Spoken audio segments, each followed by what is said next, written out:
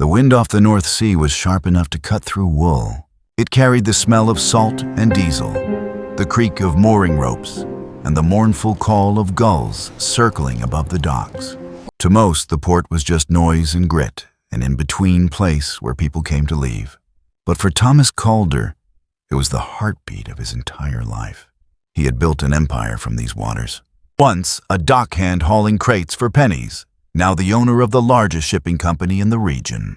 Yet for all the marble in his home and polished chrome in his office, Thomas never forgot the smell of fish guts on cold hands or the faces of men who didn't have a place to sleep when the shift ended. He knew that look too well. The black Bentley rolled to a stop at a red light, its engine a low purr.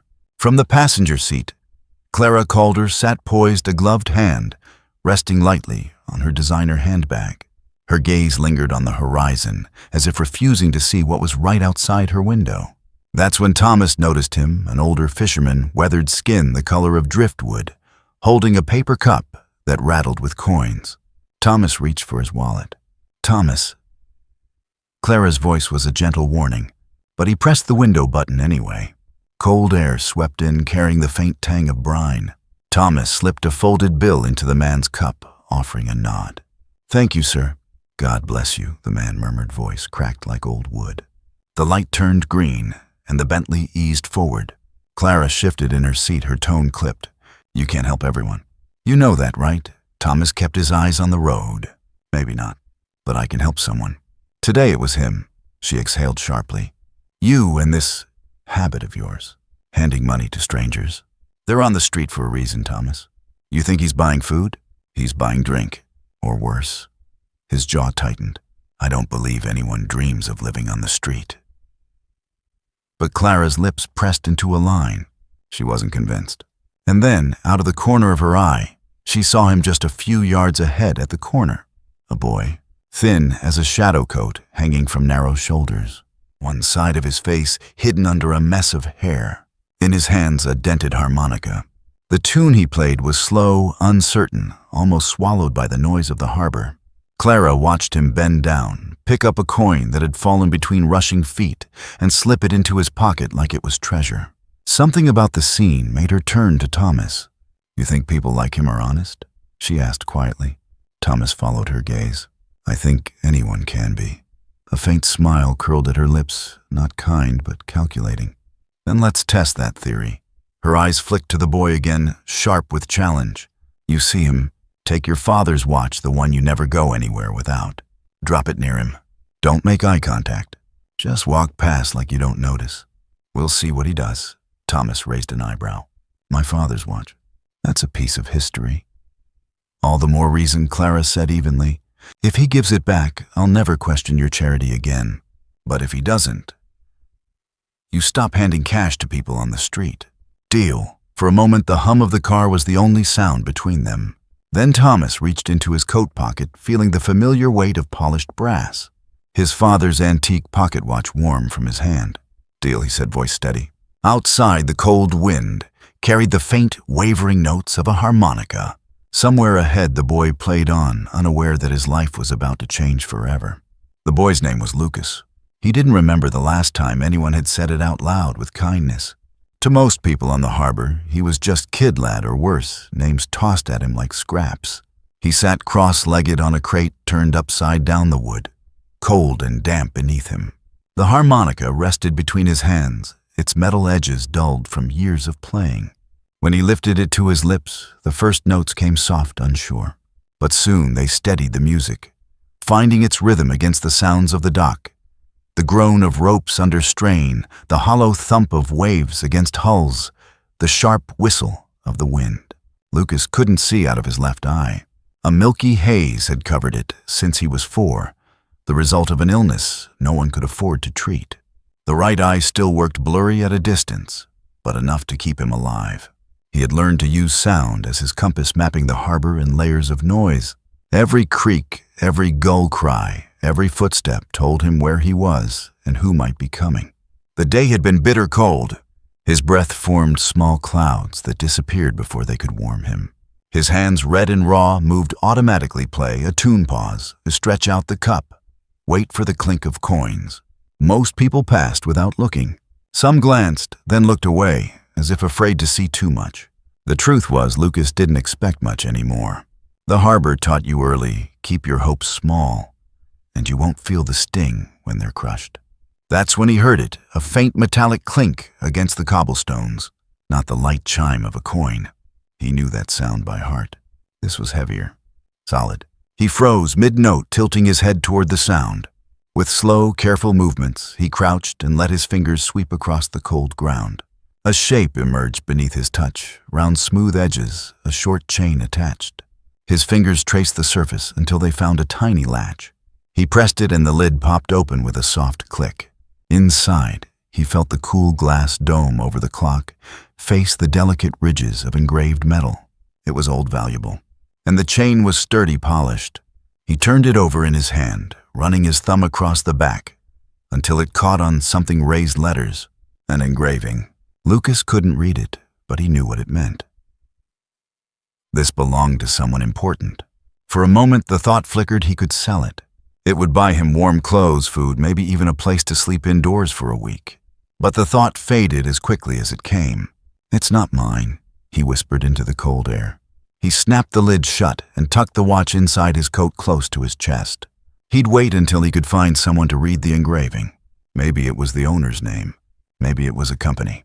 Either way, it was a clue. The wind picked up, carrying the briny sting of sea spray. Lucas lifted the harmonica again and played this time with a little more warmth, as if the watch itself had given him something rare purpose.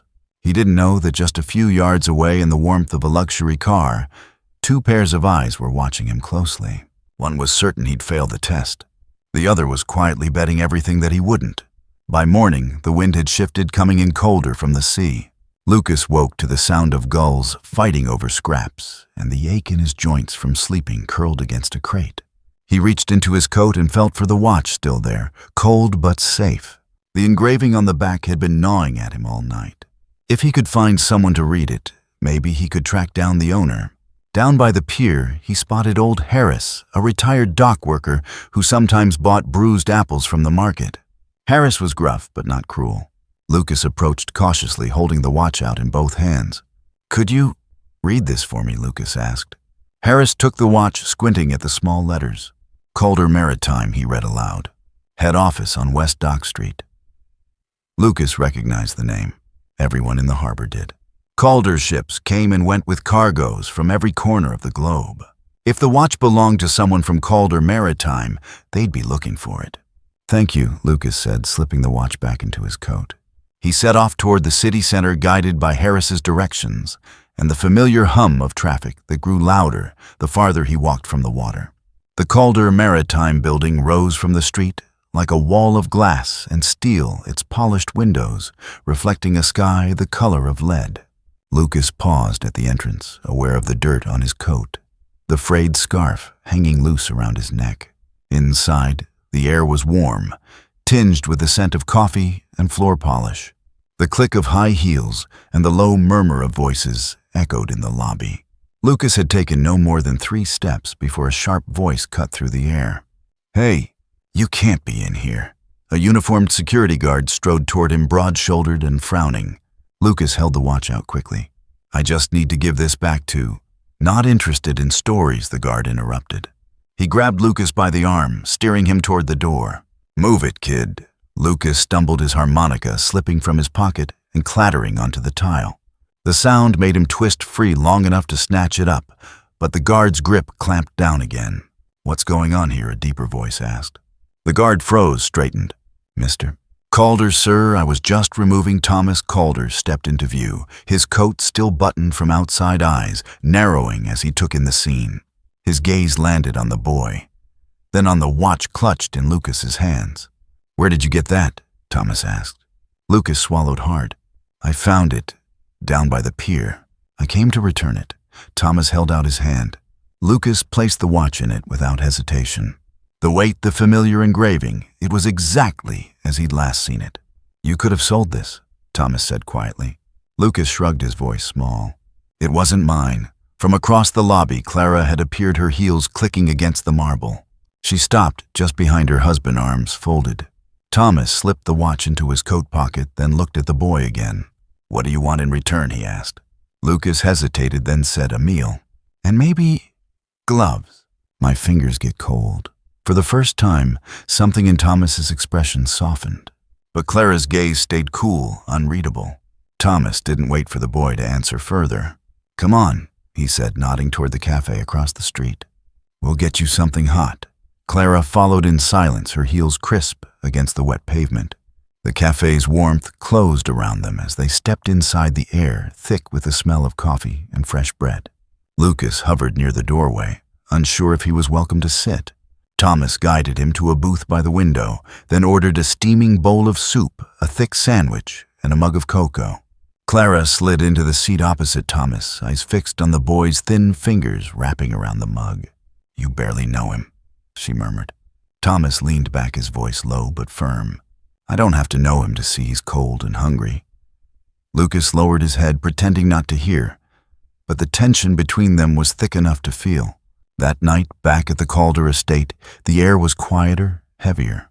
The modern glass and stone house stood on the edge of the city, with a view of the harbor lights in the distance.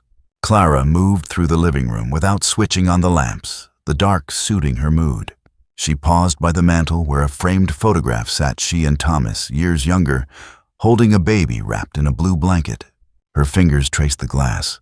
10 years ago, she'd been told her son had died during a boating accident while visiting Thomas's family in the countryside. No body was recovered. Her mother, Helena Voss, had been there in the aftermath, sharp, composed, and unyielding. "Let it go," Helena had told her. "It will destroy you if you don't. Harden your heart, Clara."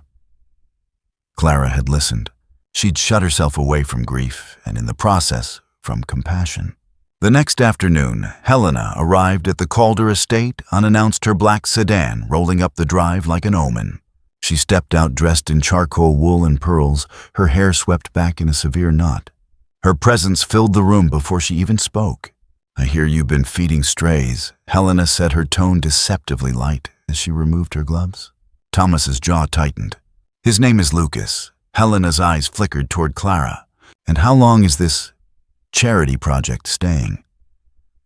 "Just until the cold passes," Clara answered, though her voice lacked conviction. Helena's gaze moved to the boy, standing at the edge of the room, the harmonica in his hand. Her eyes lingered a beat too long on the faint scar above his right brow. She didn't show it, but her pulse quickened. She'd seen that mark before. "Well," she said smoothly, turning back to her daughter, "I hope you remember that appearances matter, Clara. We can't have the Calder name dragged through the mud." Her words hung in the air long after she left, leaving Clara uneasy in a way she couldn't explain. It was Thomas's idea. "If the boy's been sleeping on the docks, he won't last through this cold." He told Clara that evening, "Let him stay here for a few nights. A warm bed won't hurt anyone." Clara hesitated, but the image of Lucas's hands, red and raw around that steaming mug of cocoa, had been sitting in the back of her mind since yesterday. She folded her arms, her tone measured. 3 nights, that's all." When Thomas told Lucas, the boy's eyes wide in disbelief, flickering across his face, before he quickly hid it behind a polite nod. "Thank you, sir." "Ma'am," he said softly. That night, Lucas stood in the guest room, clutching the sleeves of the sweater Thomas had given him. It was plain and a little too big, but it was clean and smelled faintly of cedar. The bed looked impossibly soft. He pressed a hand into the quilt, as if testing whether it was real. Through the half-open door, he could hear the faint sound of the harbor in the distance, a comfort in an unfamiliar place. Over the next 2 days, something subtle began to shift. In the mornings, Lucas would join Thomas in the study while he reviewed shipping reports. Thomas taught him how to identify vessels by the sound of their horns. Lucas listened intently, storing each tone in memory. In the afternoons, he would sit by the tall windows, playing his harmonica. The music was slow, at first tentative, but Clara found herself pausing in the hall to listen. One evening, she stepped inside and said quietly, "That song. My father used to whistle it." Lucas smiled faintly. "A fisherman taught it to me. Said it came from somewhere far away." She didn't tell him that it reminded her of her son and the way he'd hum little tunes when he thought no one was listening. Helena noticed the changes too. During her unannounced visits, she would stand in the doorway and watch. Lucas was polite, well-spoken for a boy raised on the streets. And then there was that scar above his eyebrow, and the way his right eye caught the light while the left stayed clouded. Helena's gaze would sharpen, then soften into the kind of smile that meant nothing. Inside, though, her mind was already working. By the third night, Clara caught herself straightening Lucas's collar before dinner, fussing over him without thinking. It startled her, the ease with which her hands moved, as if they remembered something her heart had forgotten. Across the table, Thomas noticed, and for the first time in years, there was warmth in the way he looked at her. Helena Voss was a woman who did not leave loose ends, and in her mind, Lucas was a loose end, a dangerous one. From the moment she'd first seen him in the Calder house, pieces of the past had started snapping together. The scar, the cloudy eye, the quiet, watchful way he sat at the dinner table. It was impossible. And yet, she wasn't about to take chances. 2 mornings later, Helena called an old contact, someone who owed her favors from a time when she controlled more than just her daughter's life. A former civil clerk now working off the books for a private relocation service. "There's a boy," Helena said smoothly, pacing her study. "Name's Lucas. He's to be placed in a facility abroad immediately." The man on the other end hesitated. "Abroad? That's unusual." "Not for me," Helena replied. "You'll prepare the paperwork. I'll handle the signatures." She found Clara in the garden pruning frostbitten roses. "I've been thinking," Helena began, her tone syrupy, "about the boy. You've been kind, but he belongs in a proper environment. Structure, education, somewhere equipped to deal with his condition." Clara lowered the shears. "We're managing fine here."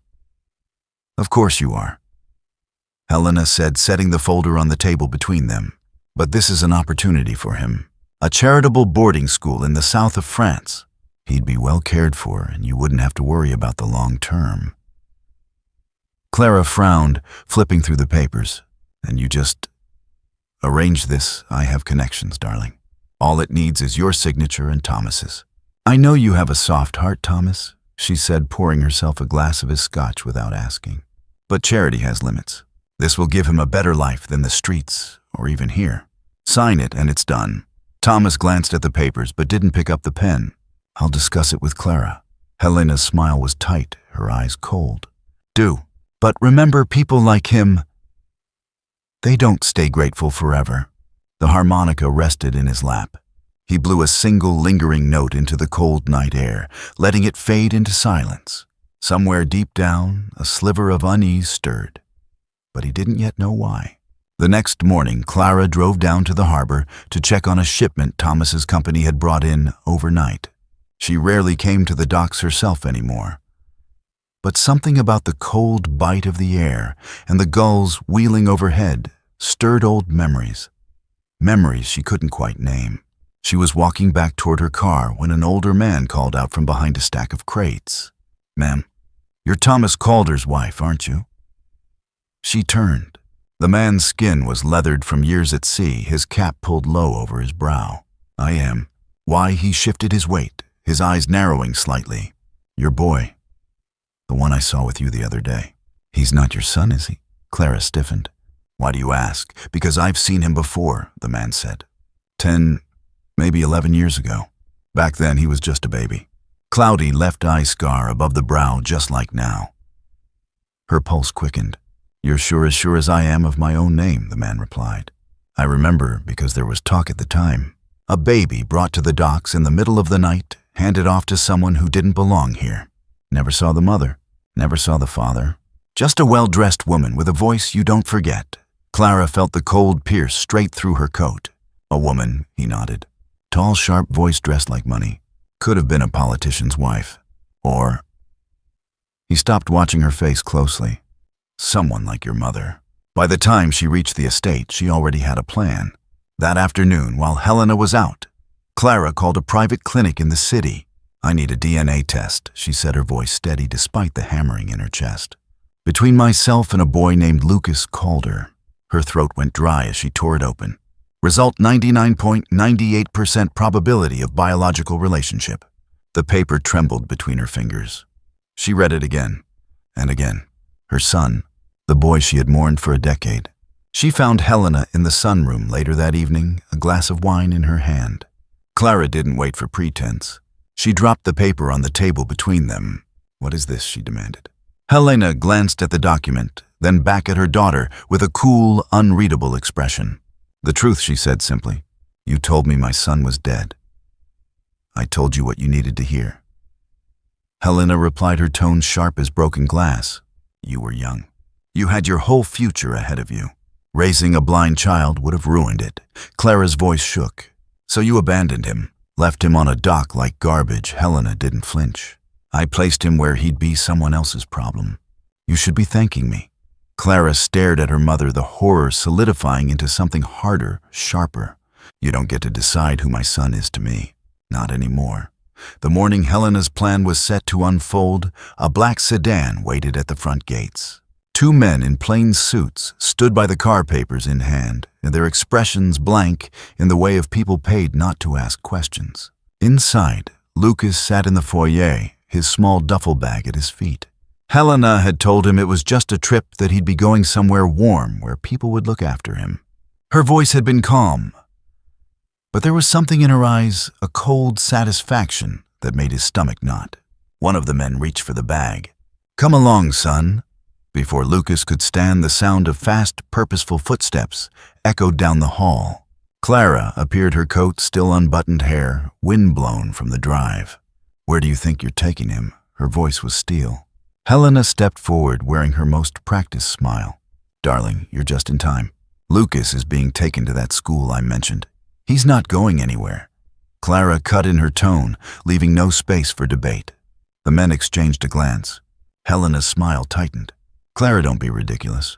This is for the best." "No," Clara said, her voice breaking for the first time, though her stance never wavered. She moved to Lucas, kneeling in front of him, so they were eye level. "You're my son," she said, the words trembling but sure. "You've always been my son, and I will never let anyone take you from me again." Lucas blinked, unsure if he'd heard right. "Your son," Clara nodded, tears welling. "I should have been there for you from the beginning. I wasn't, but I am now, and I'm not letting go." Behind her, Helena's voice rose sharp as a blade. "Clara, think about what you're saying." "I have," Clara said, standing and turning to face her mother fully. "And I'm done thinking the way you taught me. You took him from me once. You won't do it again." Thomas appeared in the doorway, then his eyes sweeping the scene. He crossed to Clara's side without hesitation, his hand resting protectively on Lucas's shoulder. "You heard her," Thomas told the men. "Get out." They hesitated, then left without a word. Helena stood rooted, her composure cracking. But Clara didn't give her the chance to speak. "You're not welcome here anymore," she said.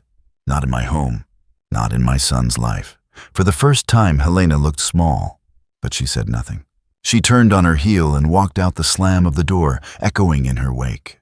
Lucas stood between Clara and Thomas, still clutching the strap of his duffel.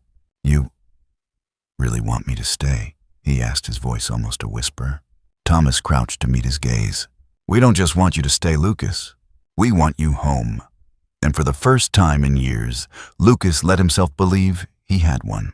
2 weeks later, the Calder estate felt different. The air was warmer, lighter, though the February winds outside still rattled the bare branches in the garden. In the mornings, laughter echoed down the halls again, carried by the sound of Lucas's harmonica or Thomas's deep chuckle when the boy bested him in a game of chess. Clara moved differently too. Gone was the cold detachment that had once defined her. Now she checked Lucas's scarf before he went outside, remembered the way he liked his tea, and even kept his favorite biscuits in a tin by the kitchen window. The day of the surgery arrived under a pale, washed-out sky. Thomas drove while Clara sat in the back beside Lucas, her hand resting lightly over his. The doctor had explained the procedure. They would attempt to remove the cloudy layer over his left eye and correct the damage in his right. There were risks, but there was also hope, a word Lucas had learned to hold carefully, like a fragile shell. Hours later, he awoke to the soft beep of monitors. His head felt heavy, and a bandage wrapped gently over both eyes. "It's over," Clara whispered, brushing a hand through his hair. "You did so well." He learned the rhythm of the Calder house by ear, the creak of Thomas's office chair. the quiet clink of china when Clara made tea, the deep hum of the heating in the walls. Finally, the day came. The doctor's hands were gentle as he unwound the bandages. Light flooded in, and Lucas flinched, blinking hard. Shapes began to form. He could see the silhouette of Thomas standing tall by the window. And then, clearer than he dared hope, Clara's face leaning close, her eyes shining. "You're beautiful," he whispered, the words spilling out before he could stop them. Clara laughed through tears, pulling him into a hug. "You are the greatest gift of my life, Lucas. Never forget that." Lucas stood beside Thomas, a new harmonica in his pocket, and a world of possibility in his eyes. When it was his turn to speak, he stepped up to the microphone, his voice steady despite the crowd. "I used to think the harbor was all there was," he said. "Now I know it was just where my story began." He lifted the harmonica to his lips, playing the same slow, hopeful tune he'd once played on a freezing street corner. But this time, the sound wasn't swallowed by the wind. It carried out over the water into the city, into the lives of those still waiting for someone to see them. And behind him, Thomas and Clara stood together, their hands linked, knowing that the boy who had once been a stranger was now and always would be home.